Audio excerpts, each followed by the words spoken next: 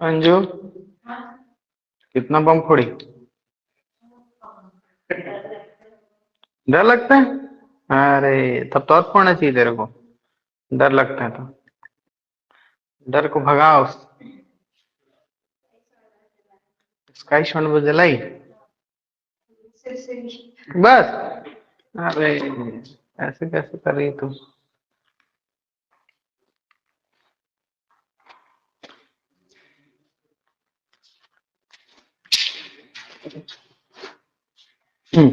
हम लोग छत्तीसगढ़ कहाँ तक देख लिए थे, मुझको थोड़ा सा बताओ, फिर अपन।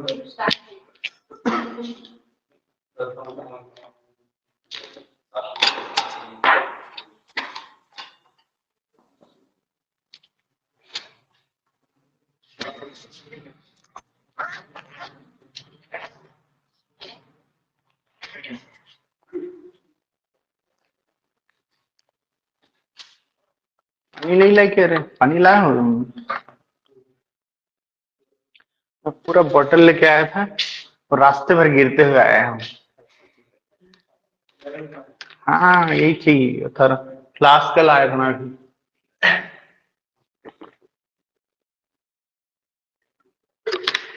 मुझे मैं बॉटल में गर्म पानी घर जाके ठंडा पानी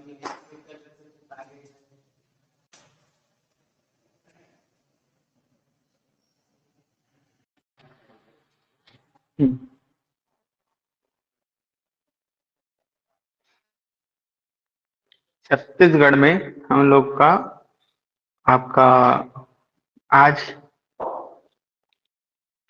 बेसिक हुआ था हम लोग का, है ना? राज्य गठन के इतिहास में हुआ है नामकरण, है ना? तो चलो आज हम लोग स्टार्ट करते हैं, है ना, नामकरण से, है ना? कि भाई छत्तीसगढ़ का नाम जो पड़ा वो कैसे पड़ा, इन सब चीज पर चर्चा करेंगे, है ना? आवाज आ रहा है आपको आंसू?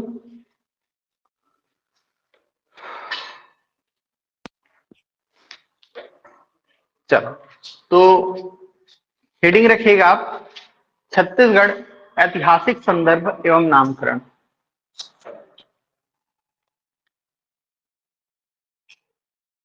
छत्तीसगढ़ ऐतिहासिक संदर्भ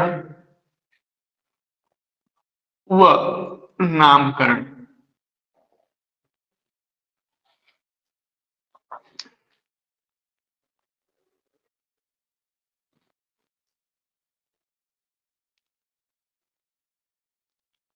हो गया?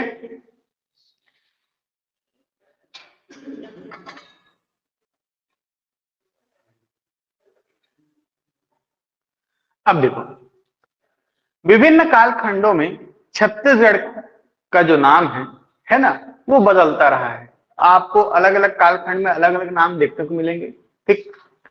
लेकिन जो सर्वाधिक प्रचलित रहा वो रहा कौशल। कौशल नाम के पीछे की अलग अलग कहानियां आपको सुनने को मिल जाएंगी। अलग अलग इतिहासकार अलग अलग, है ना, अपना अपना थ्योरी प्रदान करते हैं आपको। तो जो पहली थ्योरी है कौशल नाम के पीछे, वह है यहाँ के उच्च गुणवत्ता युक्त कोसा के कारण, ठीक? जो आपको भी पता है कि चांपा और बिलासपुर और कोरबा, ये आसपास रायगढ़, है ना, इस क्षेत्र में कोसा की प्रचुरता है। कोसा का कार्य जो है बहुत अच्छा होता है यहाँ पर, है ना, बहुत फेमस भी है। तो कोसे की प्रचुरता, कोसे के उच्च गुणवत्ता युक्त कोसे की प्रचुरता के कारण, है ना, इसको कौशल कहा गया। क्या कहा गया? कौशल, एक लॉजिक है। दूसरा जो लॉजिक है वो है कौशल आपका राजा के नाम पर, है ना। यहाँ के राजा का नाम था महाकौशल। क्या नाम था? महाकौशल, ठीक। और इस जो जनपद का नाम था कौशल जनपद था, सॉरी, आपका ये जो राज्य था, है ना, हाँ ठीक, कौशल जनपद के अंतर्गत एक चेदी जनपद था, है ना, दूसरा था कौशल जनपद, ठीक। कौन सा? कौशल। अब कौशल दो भागों में विभक्त था, उत्तर कौशल और दक्षिण कौशल, ठीक। उत्तर कौशल सरयू नदी किनारे, दक्षिण कौशल यहाँ पर आपको महानदी किनारे देखने को मिलता है ना। तो ये दो आपको कौशल देखने को मिलते हैं, ठीक। तो ये तो हो गया बेसिक। अब हम यहां से देखेंगे जो काम के लायक है ना, कि भैया कौन कौन से काल में क्या नाम था छत्तीसगढ़ का, है ना। और आपको जहां से क्वेश्चन पूछेगा वो मैं यहां से आपको बताना चालू करूंगा, ठीक। तो हेडिंग लिखिए, काल के आधार पर छत्तीसगढ़ के विभिन्न नाम। काल के आधार पर छत्तीसगढ़ के विभिन्न नाम।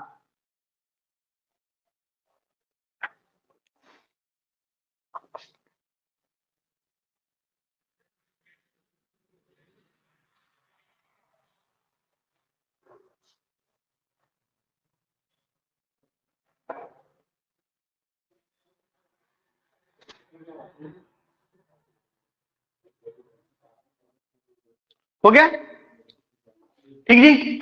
हेडिंग रख लिया आपने। चलिए अब यहां पर से आपको कितने कॉलम बनाने हैं? 3 कॉलम बनाने हैं, ठीक। अब देखो 3 कॉलम इसलिए, पहला कॉलम रहेगा कालखंड का, दूसरा रहेगा आपका छत्तीसगढ़ के मैदानी इलाके की बात करेंगे। देखो छत्तीसगढ़ जो है, वर्तमान जो भूभाग आपको देखने को मिलता है वो पहले से ऐसा नहीं था। राजनैतिक रूप से बस्तर का जो दंडकारण्य क्षेत्र है ना, ये अलग क्षेत्र हुआ करता था, और महानदी का जो मैदानी भाग है, उत्तर का इलाका है, वो छत्तीसगढ़ के अंतर्गत था, ठीक। अब भाई छत्तीसगढ़ के राजनीतिक विचार है ना, ठीक, राजनीतिक विचार है। लेकिन अगर बस्तर का कल्चर यानी दंडकारण्य को शामिल कर ले तो संपूर्ण छत्तीसगढ़ बन जाता है। बनता है कि नहीं बनता है? बस्तर अलग दंडकारण्य क्षेत्र के रूप में आता है, जैसे तेलंगाना क्षेत्र है दंडकारण्य क्षेत्र, विदर्भ क्षेत्र है ना। अब वो राजनीतिक विचार के रूप में आ गया है। बुंदेलखंड क्षेत्र है लेकिन राज्य नहीं है ना। बोले जाता है ना बघेलखंड बुंदेलखंड, सुनते हो ना, ये क्षेत्र है। छत्तीसगढ़ भी ऐसा कोई विशेष क्षेत्र नहीं था, उसमें दंडकारण्य अलग है और आपका कौशल जनपद का इलाका अलग था, ठीक। अब वो कैसे देखने को मिलेगा? आप छत्तीसगढ़ का जब भी मैप देखोगे, अगर ये छत्तीसगढ़ है तो ये जो भाग है बस्तर वाला पूरा इलाका, और ये आपका अंशतः उड़ीसा, ठीक, आंध्र तेलंगाना महाराष्ट्र और मध्य प्रदेश का इलाका, ये सब मिलकर ये कहलाते थे आपका कौन सा? दंडकारण्य। क्या कहलाते थे? दंडकारण्य। ये जो इलाका है आपका, इसको कहते हैं हम कौशल। क्या कहते थे? कौशल। अब ये यूपी बॉर्डर आ गया, यूपी यहां से उत्तर प्रदेश है ना, आपको पता है कि नहीं? ऐसे करके पता है ना। तो ये उत्तर प्रदेश जो है आपका यहाँ पर, ये अब जब ये दोनों संयुक्त रूप से कौशल है, लेकिन इसको जब बांटा गया तो इसको बोला गया उत्तर कौशल और इसको बोला गया दक्षिण कौशल, ठीक। समझ में आया? ठीक। अब देखो ये अगर भौगोलिक रूप नामकरण के रूप में देखें, भौगोलिक नामकरण समझ रहे हो ना, जैसे दंडकारण्य के वन, दंडक आरण्य, दंडक राजा का जिस क्षेत्र में शासन था, है ना, जिस जंगल में शासक था, उसको दंडकारण्य कहा गया। क्या कहा गया?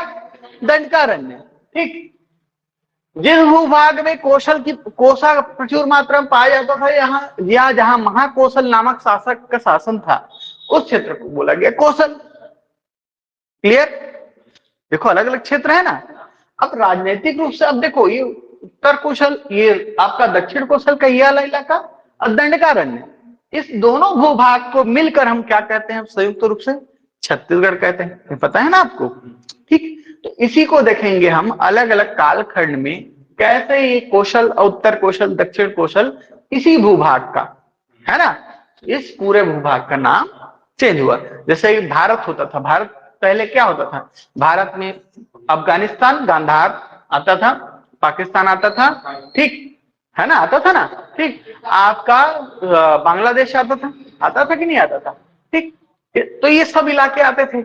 अब देखो धीरे से क्या हो गया, बांग्लादेश अलग हो गया, उसने अपना नाम रख लिया, पाकिस्तान अलग हुआ, अपना नाम रख लिया, अफगानिस्तान अलग कर दिया गया, उसने अपना नाम रख लिया, कांधार जो है रख लिया ना। तो बस वैसे ही है। अब ये भूभाग जो है, इसके नाम आपको अलग अलग समय में अलग अलग देखने को मिलेंगे। तो चूंकि छत्तीसगढ़ 2 भूभाग से मिलकर बना है, एक दंडकारण्य वाला, एक आपका कौशल वाला। इसलिए आपको पैरेलली अलग अलग कालखंड में अलग अलग दोनों के नाम देखने को मिलते हैं। क्लियर है ना? मैं नाम क्यों अलग अलग है इसके पीछे का लॉजिक बता रहा तुमको। हर कोई ऐसा इलेबरेट नहीं करेगा तुमको बोलेगा कि बस्तर का क्षेत्र ये कहलाता है, ठीक, लेकिन इसके पीछे का लॉजिक आपको पता होना चाहिए कि क्यों ऐसा कहा जा रहा है या क्यों हम दोनों को अलग अलग पढ़ रहे हैं। क्लियर है ना? ठीक, चलिए तो हम 3 भाग में बांटेंगे। सबसे पहला होगा काल, किस काल में चीजें घटित हुई, छत्तीसगढ़ का नाम क्या था उस काल में, है ना, या इसे हम सही रूप से कहें, है ना, तो मैदानी भाग, है ना। फिर हम आते हैं बस्तर क्षेत्र पर। बस्तर क्षेत्र का काल समय में नाम क्या था, ठीक, क्लियर। अब देखिए पहला जो विभाजन होगा वो प्राचीन भारत के आधार पर होगा, ठीक, जहां पर रामायण काल, महाभारत काल, है ना, और आपका गुप्त काल आ जाएगा। क्लियर है? कौन कौन सा? रामायण काल, महाभारत काल, गुप्त काल, और एक और एक्स्ट्रा जोड़ेंगे आप, मौर्य। ठीक ठीक, चलिए तो हम सबसे पहले देखेंगे ये प्राचीन छत्तीसगढ़ के आधार पर प्राचीन काल में क्या नाम था, है ना। हम प्राचीन भारत जब इतिहास पढ़ते हैं तो हम कितने भाग में बांटते हैं? 3 भाग, प्राचीन भारत, मध्यकालीन भारत, आधुनिक भारत। वैसे छत्तीसगढ़ को भी हम प्राचीन छत्तीसगढ़, मध्यकालीन छत्तीसगढ़, आधुनिक छत्तीसगढ़ ऐसे बांटते हैं। तो प्राचीन काल में छत्तीसगढ़ के क्या नाम थे, प्राचीन भारत में छत्तीसगढ़ का क्या नाम था, ये पहले देखेंगे, है ना। अब प्राचीन छत्तीसगढ़ के अंतर्गत भी कालखंड है ना, तो सबसे पहले रामायण युग आता है। कौन सा युग आएगा? रामायण काल। फिर महाभारत काल, है ना। अब देखो हड़प्पा का साक्ष्य यहां से नहीं मिला है, हड़प्पा कालीन साक्ष्य नहीं मिला है, इसलिए यहाँ पर कंफ्यूज नहीं होना सर कि हड़प्पा क्यों नहीं चालू कर रहे हैं अब, है ना। रामायण काल, महाभारत काल, और उसके बाद आते हैं आपका मौर्य काल या महाजनपद काल कहें तो ज्यादा अच्छा होगा, है ना। महाजनपद काल में, है ना, महाजनपद काल, ठीक। फिर हम देखेंगे इसमें गुप्त काल, ठीक, क्लियर। समझ में बात? यहां तक क्लियर है। अब देखिए रामायण काल में इस क्षेत्र को दक्षिण कौशल के नाम से जाना जाता था। किस नाम से जाना जाता था? दक्षिण कौशल। क्लियर। अब देखो दक्षिण कौशल कहा तो जाता था, लेकिन भौगोलिक रूप से कौन कौन से क्षेत्र इसमें शामिल थे? तो छत्तीसगढ़ का जो मैदानी इलाका है ये वाला भाग, ठीक, कौन सा? ये वाला। तो छत्तीसगढ़ का मैदानी इलाका, इसके अलावा उड़ीसा के कुछ क्षेत्र, क्या? उड़ीसा के कुछ क्षेत्र संयुक्त रूप से क्या कहलाते थे? दक्षिण कौशल कहलाते थे। क्या कहलाते थे? दक्षिण कौशल। आपको पूछेगा कि रामायण काल में छत्तीसगढ़ का क्या नाम था, तो क्या था? दक्षिण कौशल। क्लियर है? आप देखो कॉन्सेप्ट समझोगे ना तो आंसर तो आपको कैसे भी पूछ दो, आंसर ऐसे ही बना दोगे आप। क्वेश्चन चाहे कैसे भी पूछे आप, तो तुम्हारा आंसर आराम से आएगा, है ना। मैं कॉन्सेप्ट पर जा रहा हूँ। स्टैटिक जीके अगर मुझको पढ़ाना होता तो मैं डायरेक्ट आपको बता देता, रामायण काल में फला नाम था, महाभारत काल में फला नाम था, ये था, है ना, ठीक। लेकिन उसके पीछे का लॉजिक और चीजें क्या क्या थी ये जो बहुत जरूरी है। क्लियर है आपको? यहाँ पर रामायण काल में इसको क्या कहते थे? दक्षिण कौशल। उड़ीसा का नाम कलिंग रहा, याद रखना पहले से। कौन सा क्या रहा? कलिंग प्रदेश, ठीक।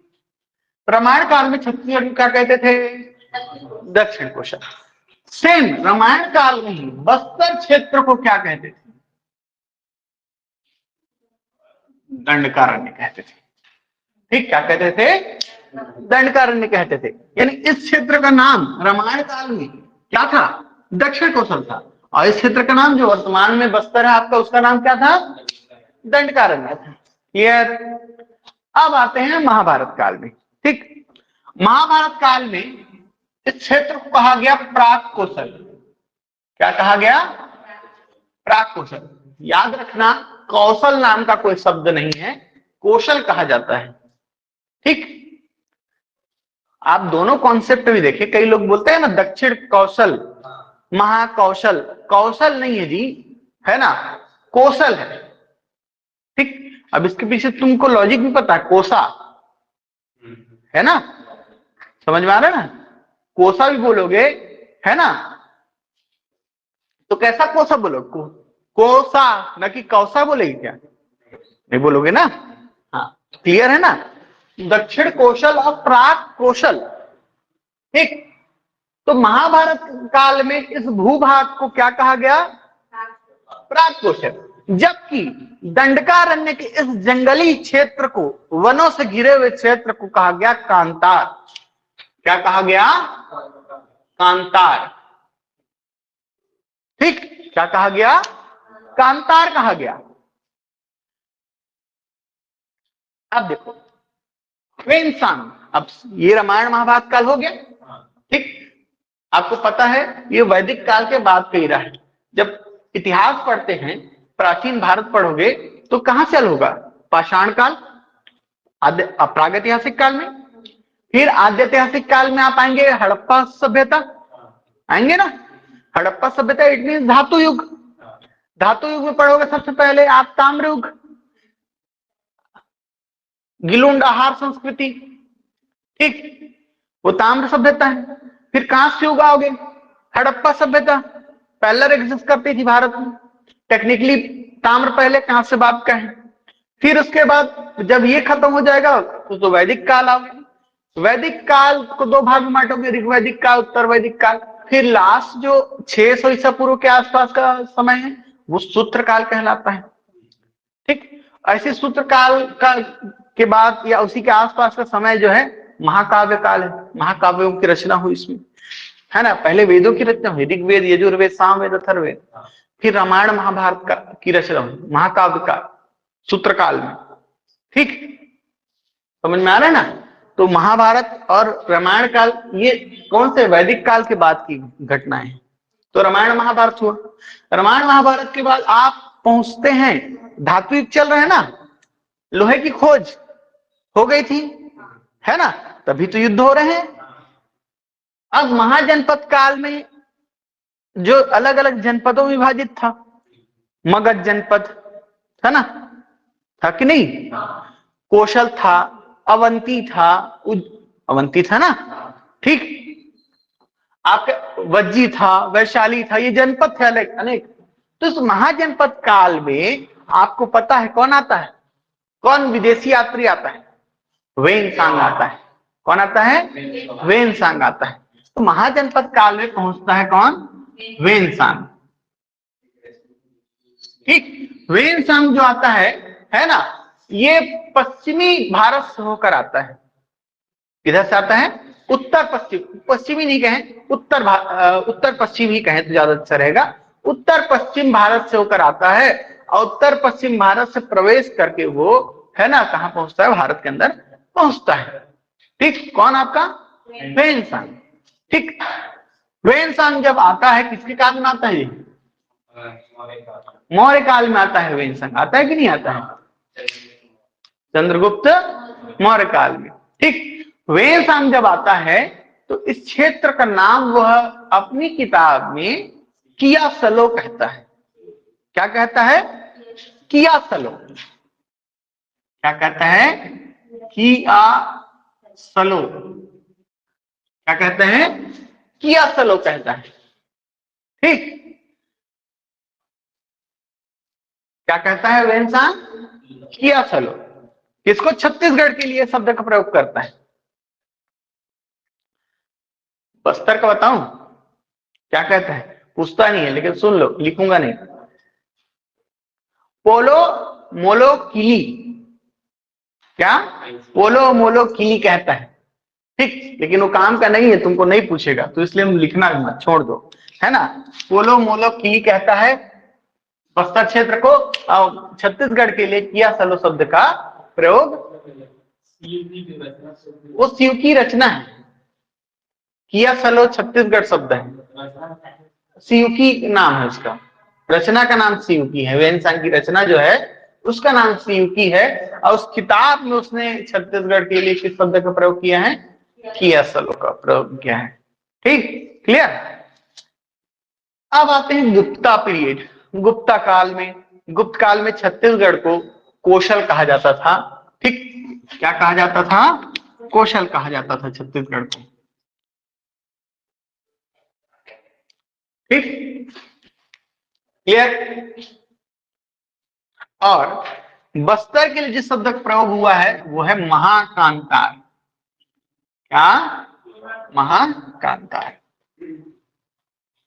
ठीक, क्लियर है ना जी चीजें यहां पे? उतना मुझको कनेक्टिविटी नहीं है। अगर कुछ स्टोरी होगा तो आप अच्छे से पढ़ के बताइएगा क्लास में। मेरे को यानी उसका यानी मैंने कहीं पढ़ा नहीं है या मैंने उसकी खोजने की कोशिश भी नहीं की है। ठीक, और होगा तो बताना। ठीक, चलो। रामायण काल में दंडकारण्य को, दंडकारण्य बस्तर क्षेत्र को। महाभारत काल में बस्तर को। महाजनपद काल में, गुप्त काल में कांतार क्या हो गया? महाकांतार हो गया। क्लियर। ये प्राचीन काल में छत्तीसगढ़ के नाम यहां से स्पष्ट हो गए आपको, हो गया ना? अब देखिए यहां तक तो ठीक है। अब इसके बाद आ जाते हैं आप मुगल काल में, है ना? मुगल काल में आप देखते हैं छत्तीसगढ़ के नाम क्या था, है ना? मुगल काल में अब मध्यकालीन छत्तीसगढ़ आ गए हैं। कहां पर आ गए? मध्यकाल पर आ गए, है ना? ये मध्यकाल में क्या क्या नाम थे अब ये देख रहे हैं हम। ठीक, तो आप देखते हैं मध्यकाल में मुगल काल। मुगल काल में जो छत्तीसगढ़ का नाम था, अब देखो छत्तीसगढ़ जो है इस समय तक जो सत्ता का केंद्र जो था वो हुआ करता था रतनपुर। ठीक, राजधानी छत्तीसगढ़ की क्या होती थी?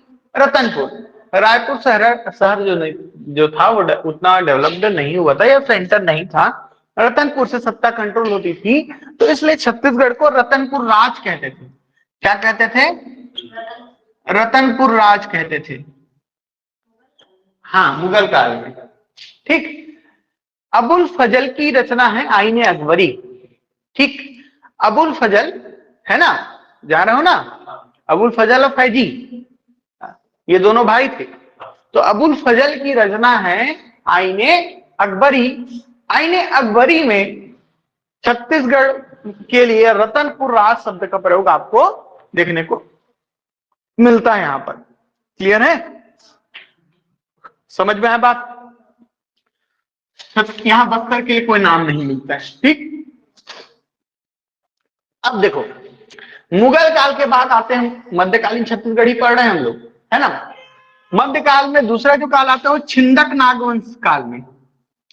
किस काल में? छिंदक नागवंश के काल में।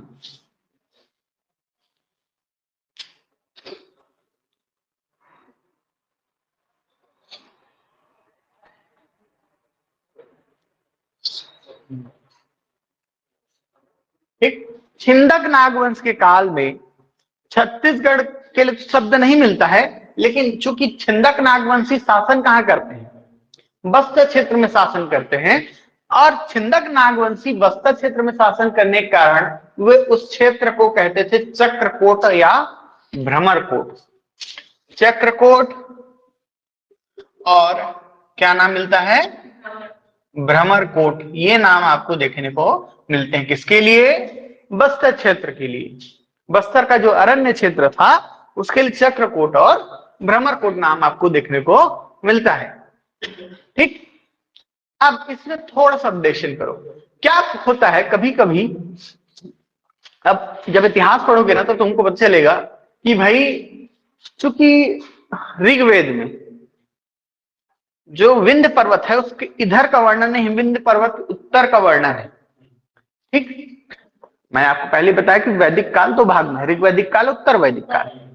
क्लियर? तो ऋग वैदिक काल में कौन सी चीजें होंगी जो ऋग्वेद में वर्णित है? ऋग्वेद की रचना हुई इस काल में। और ऋग्वेद में केवल विंध्य पर्वत के उद्धर का वर्णन है, उत्तर का। विंध्य पर्वत कहाँ है तुमको पता है? कहाँ है? एमपी में है कि नहीं विंध्य पर्वत? विंध्याचल कहाँ है? विंध्याचल पहाड़ियां है कि नहीं मध्य प्रदेश में? तो विंध्य पर्वत में नर्मदा नदी के उधर उत्तर की ओर का वर्णन है, नर्मदा के इधर नहीं है ना? समझ में आ रहा है ना बात? तो विंध्य पर्वत के उधर जितनी भी चीजें हैं उसका वर्णन है, इधर का वर्णन नहीं है। इसलिए छत्तीसगढ़ का भी वर्णन किसमें नहीं मिलता है? वैदिक काल में नहीं मिलता है। ये नया डेटा, क्योंकि प्राचीन काल में छत्तीसगढ़ को क्या कहते थे? अगर रामायण महाभारत से पहले की अगर बात करें तो यहां अगर वैदिक काल की अगर बात करें, इसकी काल की, वैदिक काल की, तो वैदिक काल में उस ऋग्वैदिक काल में छत्तीसगढ़ का कोई नाम देखने को आपको नहीं मिलता है। लेकिन उत्तर वैदिक काल में इस क्षेत्र के लिए, खास करके क्षेत्र के लिए, बस्तर क्षेत्र के लिए, है ना, वैदिक काल में बस्तर क्षेत्र के लिए दक्षिण दिक शब्द का प्रयोग किया गया है। क्या शब्द का? दक्षिण दिक। दक्षिण दिक मीन्स दक्षिण दिशा, सीधा सा बस, है ना? क्लियर? यानी जितने भी एस्पेक्ट हो सकते हैं इस क्वेश्चन, इसमें से क्वेश्चंस के, मैंने वो सब आपको क्लियर कर दिए हैं। क्लियर है यहां तक?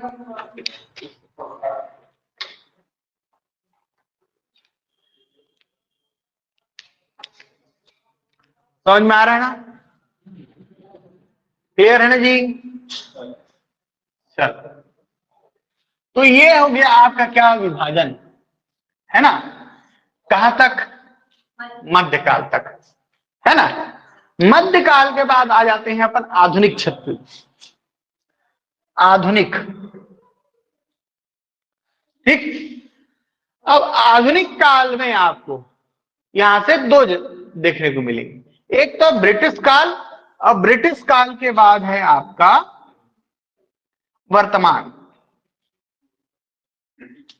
ठीक, क्लियर? तो ब्रिटिश काल में छत्तीसगढ़ के लिए महाकौशल शब्द का प्रयोग किया गया। किस शब्द का? महाकौशल। ठीक, क्या शब्द प्रयोग किया गया? महाकौशल। ठीक, और इस शब्द किसने प्रयोग किया? कनिंघम ने।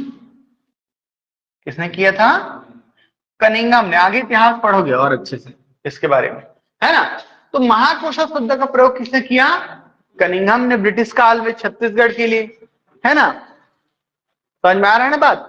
और वर्तमान में तो आपको पता ही है इस क्षेत्र को क्या कहते हैं हम? छत्तीसगढ़ कहते हैं। ठीक, तो हमने देखा कि प्राचीन, मध्यकाल और आधुनिक, इन तीनों ही काल में छत्तीसगढ़ के विभिन्न नाम क्या क्या थे। ठीक, समझ में आया क्लासिफिकेशन? 50 बुक खोज लोगे तो भी ऐसा नहीं मिलेगा। यही फर्क होता है बुक से पढ़ने में और क्लास में पढ़ने में, है ना? क्लास में हर चीज का एक्सप्लेनेशन है, क्लास में डिटेलिंग है कि चीजें क्यों कैसे है हो रही है ना? समझ में आया ना बात? है ना? हमने सबसे पहले मैं बोला कि जियोग्राफिकल बैकग्राउंड देखे बिना आप किसी भी चीज को नहीं पढ़ सकते, सीधी सी बात है ना? इसीलिए हम सबसे पहले कभी पढ़ते हैं तो पहले पढ़ते हैं जियोग्राफी, है ना? हर देश का इतिहास उसके भूगोल से प्रभावित होता है, ये ध्यान रखना। ठीक, हर क्षेत्र का इतिहास उसके भूगोल से प्रभावित होता है। जैसी भौगोलिक कंडीशंस होंगी वैसा वैसा उसका इतिहास होगा। ठीक, तो सबसे पहले आपको जियोग्राफी समझना बहुत जरूरी है। हमने जियोग्राफी समझा, जियोग्राफी समझ में आ रहा है, इसी कारण ये चीजें हमको और क्लियर है ना? समझ में आया ना? ठीक, तो ये देखो, ये तो क्या हुआ, हो गया आपका नामकरण हो गया, याद रहेगा, है ना? एक बार रिवाइज करवा देता हूं। रामायण काल में छत्तीसगढ़ को दक्षिण कौशल कहते थे, बस्तर क्षेत्र को क्या कहते थे? दंडकारण्य। महाभारत काल में प्राक कौशल, प्राक का अर्थ होता है प्राचीन। ठीक, क्या होता है? प्राचीन। तो प्राचीन कौशल कब देखने को मिला आपको नाम? महाभारत काल में। ठीक, कांतार, है ना? कांतार माने वन, सघन वन, है ना। ठीक, तो कांतार शब्द कहां मिला आपको देखने को? बस्तर कील देखने को मिला महाभारत काल में। महाभारत काल के बाद कौन सा काल आएगा जी? महाजनपद काल। महाजनपद काल में वेन सांगा था कियोसलो बोल देता है इस क्षेत्र को, है ना। फिर गुप्त काल आता है ना। गुप्त काल में इस क्षेत्र को कौशल कहा गया है। इसके अलावा अगर मैं एक्स्ट्रा कुछ कहूं तो दक्षिणापथ कहा गया है। अब देखो दक्षिणापथ के पीछे लॉजिक ये है, अब बोल देते हैं दक्षिणापथ। दक्षिणापथ ऐसा नहीं है कि इस क्षेत्र का नाम दक्षिणापथ है। हुआ क्या था, दक्षिण विजय जब की, किसने? गुप्तों ने। ठीक, दक्षिण विजय पढ़ते हो ना, है ना, किसकी? गुप्तों की। तो यहां आपको देखने को मिलता है दो शासकों को हराया। किसको? वकाटक नरेश महेंद्र, और कहा? कांतार यानी महाकांतार के शासक व्याघ्रराज को हराया। ठीक, देखने को मिलता है ना। तो उसने बोला कि दक्षिणापथ होते हुए ये पहुंचे, है ना। क्या? दक्षिणापथ। ये पूरे क्षेत्र को, दक्षिण के जो क्षेत्र है उसको बोला गया। ठीक, तो छत्तीसगढ़ से होते हुए दक्षिण की ओर गए, इसलिए इसको दक्षिणापथ कहा गया। दक्षिण पथ है ना, दक्षिण का रास्ता। अब दक्षिण का रास्ता कहां से गए? वो छत्तीसगढ़ से होके गए। ठीक, इसलिए इसको क्या बोल दिए? दक्षिणापथ कह दिए। और यहां पर जब वो पहुंचता है तो कौशल नरेश, है ना, यानी वकाटक वंश के शासक किसको हराता है? महेंद्र को हराता है ना। और यहां पर जब पहुंचता है महाकांतार तो हराता है व्याघ्रराज को। ठीक, किसको हराता है? व्याघ्रराज को। ठीक, हो गया ना, समझ में आ रहा है ना। मुगल काल में रतनपुर राज अबुल फजल की आईने अकबरी में किसकी रचना है? अबुल फजल, इसकी रचना आईने अकबरी।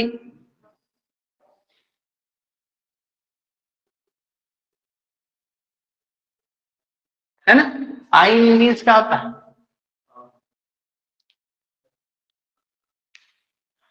आईना, दर्पण को कहते हैं। ठीक,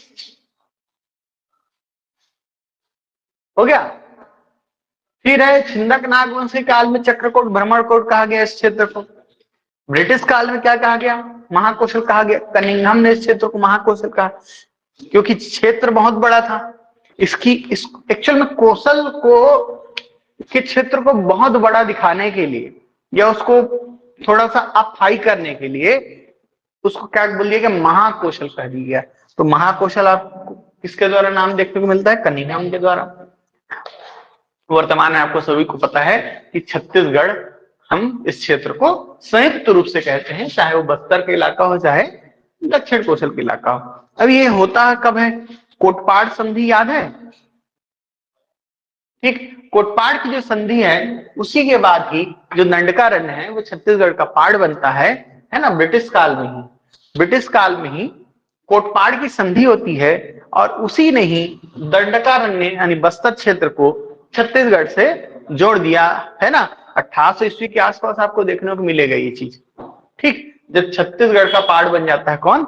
राजनीतिक रूप से बस्तर बन जाता है ना। मराठा, है ना, और जयपुर के शासक और ब्रिटिशर्स के बीच संधि होती है, जिसको क्या कहते हैं आप?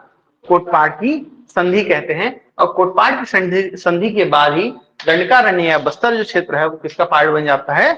छत्तीसगढ़ के मैदानी भाग का पार्ट बन जाता है। ठीक, और उसी के बाद इस क्षेत्र को संयुक्त रूप से आप क्या कहेंगे? छत्तीसगढ़। अब छत्तीसगढ़ नाम कैसे पड़ा, इसके पीछे भी कॉन्सेप्ट है। चेदीसगढ़ है, छत्तीसगढ़ थे यहाँ इसलिए छत्तीसगढ़ है कि चेदियों के कारण इसको चेदिस से अभ्रंशित होकर छत्तीसगढ़ पड़ा। यह छत्तीसगढ़ है, छत्तीसगढ़ से छत्तीसगढ़ बना, है ना।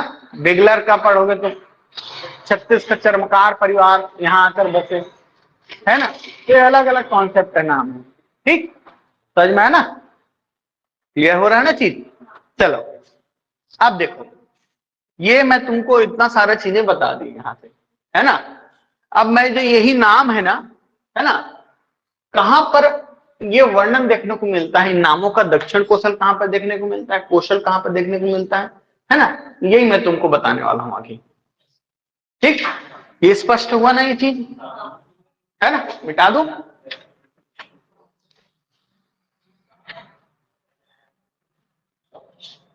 देखो हर चीज रटना नहीं होता है, कभी कभी आप सामान्य बुद्धि समझेंगे तो ज्यादा आसान हो जाता है याद करना। चलिए अब हेडिंग रहेगा छत्तीसगढ़, है ना, नाम के विभिन्न संदर्भ व प्रयोगकर्ता। ठीक, छत्तीसगढ़ नाम के विभिन्न संदर्भ व प्रयोगकर्ता।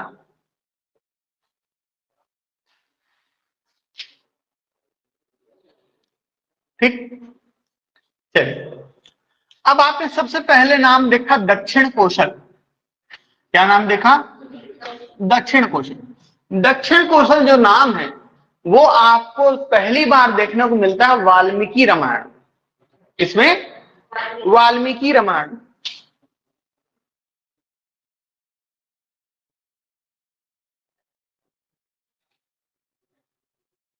ठीक, किसमें देखने को मिलता है, वाल्मीकि। वाल्मीकि समाज जानते हो ना, जानते हो कि नहीं, थोड़ा पढ़ा करो, है ना। तो वाल्मीकि रामायण में आपको देखने को मिलता है दक्षिण कौशल नाम। ठीक, मेनली बेस्ड वाल्मीकि समाज यूपी में देखने को आपको मिलेगा। ठीक, चलिए दक्षिण कौशल जो नाम कहां मिला सबसे पहले आपको, वाल्मीकि रामायण। इसके बाद अब थोड़ा इतिहास बता दूं दक्षिण कौशल का। चलिए, राम का मामा घर है छत्तीसगढ़। ठीक, क्या, राम का मामा घर है ना। राम हमारे भांचा थे छत्तीसगढ़ियों के। ठीक, अभी कैसे कह रहा हूं, यहाँ शासक, यहाँ था कौशल जन नाम का एक जगह अभी भी आपको एग्जिस्ट करेंगे, देखने को मिलता है बिलासपुर। जो आपका बिलासपुर रोड में, यहाँ बिलासपुर से जाएंगे तो आप क्या बोलते हैं उसको, पामगढ़ होते हुए ऐसे एक रास्ता जाता है वहां के लिए, ये गिधौरी के लिए। ठीक, उस रूट में आपको देखने को मिलेगा, है ना। ठीक, बिलाईगढ़ वाले रूट में, सारंगगढ़ बिलाईगढ़ वाले रूट में, है ना। उस जगह का नाम है क्या, एक जगह का नाम है कौशल। आज भी एग्जिस्ट करता है गांव कौशल। असंभवतः कहा जाता है कि वही क्या था, कौशल जनपद का सेंटर था। और कौशल यहाँ पर शासक का नाम था महाकौशल। महाकौशल नामक एक शासक का शासन था यहाँ पर। उसके पुत्र का नाम था भानुमंत। ठीक, इसके पीछे का इतिहास बता रहा हूं तुमको। दक्षिण कौशल में महाकौशल, है ना, इसके पुत्र का नाम था भानुमंत। ठीक, भानुमंत की केवल एक पुत्री हुई जिसका नाम था भानुमति। क्या नाम हुआ, भानुमति। भानुमति का विवाह हो जाता है राजा दशरथ से, उत्तर कौशल के राजा राजा दशरथ से इनका विवाह हो जाता है। ठीक, ये कहां के शासक है राजा दशरथ, उत्तर कौशल के। उत्तर कौशल कहां है, सरयू नदी के तट पर। सरयू नदी के तट पर वर्तमान में कौन है, सरयू नदी के तट पर अयोध्या। ठीक, समझ में आ रहा है। तो महाकौशल शासक था, उसका पुत्र भानुमंत। भानुमंत की पुत्री, भानुमंत की पुत्री कौन ही, भानुमति। इसका विवाह हुआ राजा दशरथ से, जो कहां के शासक थे, उत्तर कौशल के। ये बता रहा था ना, ये उत्तर कौशल, है ना, यही के शासक थे। राजा दशरथ से इनका विवाह हुआ, है ना। भानुमति का विवाह किससे होता है, राजा दशरथ से होता है। अब हमको पता है जब भी, है ना, आज भी परंपरा है, हम जब एक जगह से दूसरी जगह जाते हैं तो जो भी जहाँ की वो वधु जो जहां से आई रहती है उसका यानी क्या बोल सकते हैं, जो क्या मायका होता है ना, उस मायके से उसको संबोधित करते हैं, है ना। ठीक, कोई होगा कहीं से होगा तो जैसे हरदी बाजार, तो उसको उसी के नाम से बुला देंगे कि ऐसे हरदी वजरहीन या हरदीन, हरदीन बोलते हैं, है ना, हरदीन बोल देंगे, है ना, चुलतेलीन बोल देंगे, कुछ भी बोल देंगे, है ना, जहां से भी होगा वो, है ना, तो वो उस जगह से उसको संबोधित करते। अब माता जो कौन थी आपकी, कौशल्या थी, है ना, नाम तो भानुमति था, लेकिन चूंकि यहां पहुंचने के कारण अब उनको उनके मायके के नाम से जाना जाएगा, तो उनको कौशल कौशल प्रदेश से आने के कारण इसको उनको बोला गया कौशल्या। ठीक, समझ में आया? उनका मूल नाम था भानुमति, ठीक, लेकिन इनको क्या कहा गया, कौशल्या कहा गया। राम की माता, भगवान राम की माता कौन थी, कौशल्या, इस तरह उनका नाम क्या पड़ा, कौशल्या। ठीक, अब राजा दशरथ के 4 पुत्र, राम, भरत, लक्ष्मण, शत्रुघ्न, ठीक, ये क्रम है, उम्र में भी यही क्रम है। ठीक, भरत सेकंड नंबर पर थे। ठीक, तो राजा दशरथ, है ना, आपको पता है उनकी पत्नी थी कैकई। कैकई एक बार राजा दशरथ के साथ युद्ध में भाग लेने जाती है ना, क्योंकि वो पारंगत थी और राजा दशरथ को बचा कर लाई थी वो युद्ध से, युद्ध क्षेत्र से, युद्ध क्षेत्र से बचा के लाने के कारण उसने उनको 2 वरदान या वचन दिए। ठीक, जो समय आने पर मैं मांगूंगी, ऐसा कैकेयी ने कहा था। समय आने पर उसने अपने दोनों वचन मांगे, है ना, मंत्रा के कहने पर, उसके भड़काने पर, जबकि सबसे प्रिय कैकेयी थी राम के लिए। अब 2 वचन कैकेयी ने क्या मांगे, जब राम की 4 संस्कार होते हैं, आपको पता है ना, कौन कौन से 4 आश्रम व्यवस्था है, संस्कार होता 4 आश्रम में से, 4 आश्रम व्यवस्था बताइए मुझे कौन कौन सा।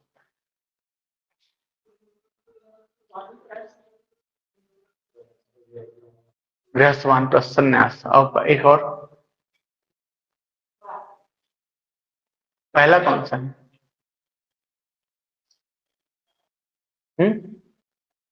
पहला कौन सा आश्रम?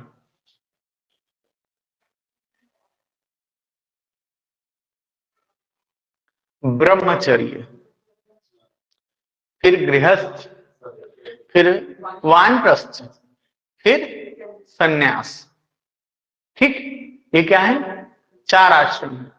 तो राम जी जैसे ही ब्रह्मचर्य आश्रम से निकल के आते हैं, ब्रह्मचर्य अवस्था को पूरा करके आते हैं और राजा बनने का समय आता है ना, वैसे ही 2 वचन जो कैकेयी ने दशरथ से लिए थे वो मांग लेती है वो, है ना, कौन कौन से? पहला कि राम को वनवास 14 वर्ष का, ठीक, और दूसरा वचन राजा कौन बनेगा, भरत।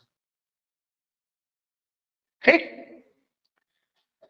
तो ये 2 वचन के कारण राम जी को वनवास होता है ना, राम वनवास के जाते हैं। सब के पीछे भी कहानी है, उस पर नहीं जाएंगे क्योंकि हम वो काम नहीं कर रहे हैं यहाँ पर, है ना, वो हमारे सिलेबस का हिस्सा नहीं है ना, जिस दिन होगा उस दिन होगा।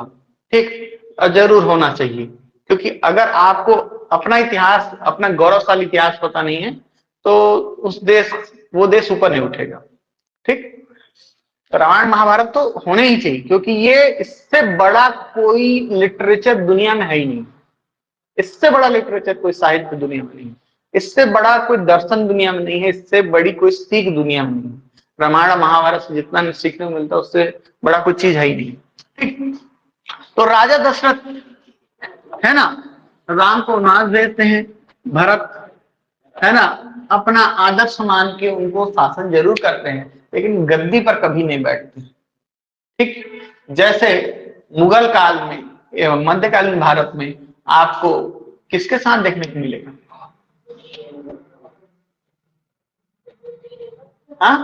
हाँ, कुतुबुद्दीन ऐबक कभी भी गद्दी पर बैठ के शासक से स्वयं को क्या शासक घोषित नहीं किया, है ना। तो राजा दशरथ के बाद, है ना, भरत जरूर बैठते हैं, है ना, लेकिन उसके बाद किनको मिलता है सत्ता? राम को मिलती है। राम के बाद राम के 2 पुत्र होते हैं, लव और कुश। ठीक, लव को मिलता है आपका उत्तर कौशल के इलाका और कुश को मिलता है दक्षिण कौशल। ठीक। लव की जो राजधानी होती है वो होती है श्रावस्ती, जिसको आप क्या कहते हैं, अयोध्या कहते हैं। ठीक। और कुश को मिलती, कुश की राजधानी थी कुशस्थली। क्या थी? कुशस्थली। ठीक, समझ में? क्लियर है ना दक्षिण कौशल वाला कॉन्सेप्ट अब, है ना? ठीक, तो ये आपका इतिहास रहा दक्षिण कौशल का। ठीक, चलिए मिटा दूं।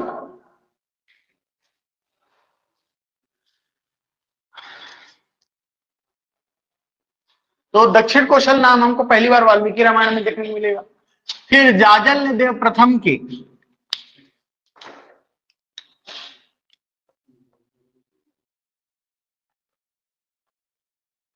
ठीक, जाजल देव प्रथम, है ना, याद रखना, जाजल देव प्रथम के रतनपुर शिलालेख में। कौन सा? रतनपुर शिलालेख में आपको ये नाम देखने को मिलता है, दक्षिण कौशल। ठीक। फिर नेक्स्ट है आपका सोमेश्वर देव का कुरुखपाल शिलालेख। सोमेश्वर देव का कुरुखपाल शिलालेख। ठीक, कुरुखपाल शिलालेख। ठीक, समझ में आया? तो आपको पूछेगा दक्षिण कौशल नाम किन किन संदर्भों में आपको देखने को मिलता है? वाल्मीकि रामायण, जाजल देव प्रथम का रतनपुर शिलालेख और सोमेश्वर देव का कुरुखपाल शिलालेख।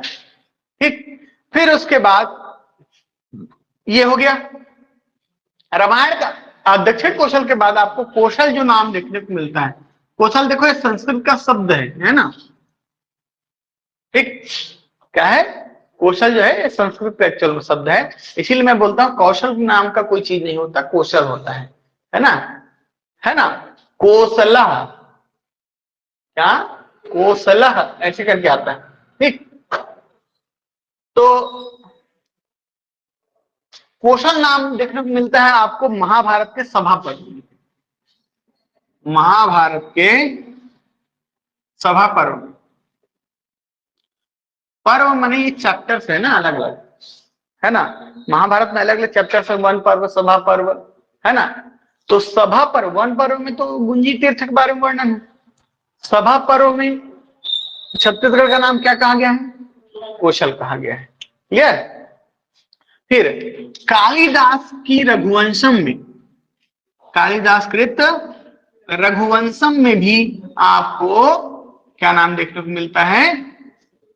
कौशल नाम देखने को मिलता है।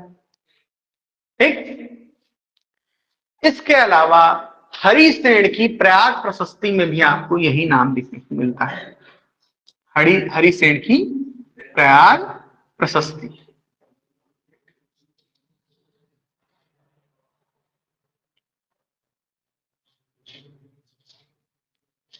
ठीक, ऐसे प्रयाग प्रशस्ति। ठीक, हरिसेन की प्रयाग प्रशस्ति में आपको भी यही नाम देखने को मिलता है। ठीक, गुप्त काल का है ना ये, ध्यान रखना। ठीक, दोनों गुप्त काल के, हरिसेन और कालिदास। फिर महाकौशल, महाकौशल ये अलेक्जेंडर कनिंघम, अलेक्जेंडर कनिंघम, ये नाम अलेक्जेंडर कनिंघम ने दिया था। ठीक, और उसने बताया था कि वह क्षेत्र जो नर्मदा से नदी से लेकर दक्षिण में कहां तक फैला हुआ है? इंद्रावती, सॉरी, महानदी और जोक नदी तक फैला हुआ है ना? वो क्या है? महाकौशल है। ठीक, हो गया। और फिर उसके बाद आपको चक्रकोट और भ्रमरकोट तो पता ही है, बस्तर के लिए शब्द प्रयोग किया गया है, चक्रकोट, भ्रमरकोट, दंडकारण्य, महाकांतार, ये तो पता ही, बेसिक चीजें, है ना? और डॉक्टर शंकर से 36 किला कहते हैं, है ना? तो वो सब ज्यादा इंपॉर्टेंट नहीं, ये तीन आपको ज्यादा इंपॉर्टेंट थे। और ये तीनों का मैंने आपको सोर्स बता दिया है ना।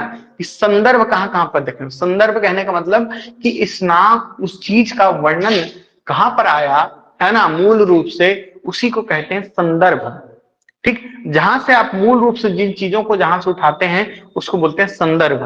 ठीक, तो दक्षिण कौशल आपको मिलता है वाल्मीकि रामायण में, जाजल देव प्रथम के रत्नपुर शिलालेख में, सोमेश्वर देव के कुरुपाल शिलालेख में, या कुरुषपाल भी देखने को मिल सकता है, कौशल महाभारत के सभा पर्व में, कालिदास की रघुवंशम में, हरिश्चंद्र की प्रधान प्रशस्ति में, और महाकौशल आपको देखने को मिलता है कहाँ, रघुविंदर कनिंघम के द्वारा। ठीक, क्लियर।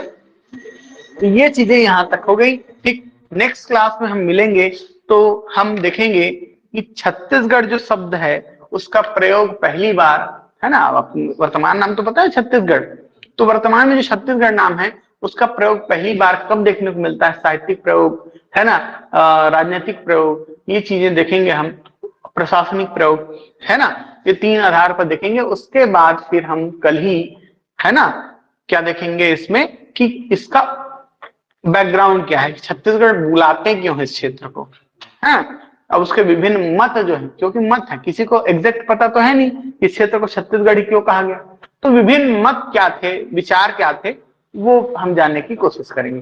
ठीक, क्लियर। तो आज ये समझ में आया चीज, है ना। चलो नेक्स्ट क्लास में मिलेंगे, साइंस वाला आपका वहां पर होगा, न्यू बैच, वहां चले जाओ आप लोग। ठीक, चलिए कल मिलते हैं सेम 9:15 पर आपको, है ना। आप भी आंसू साइंस ज्वाइन कर लो।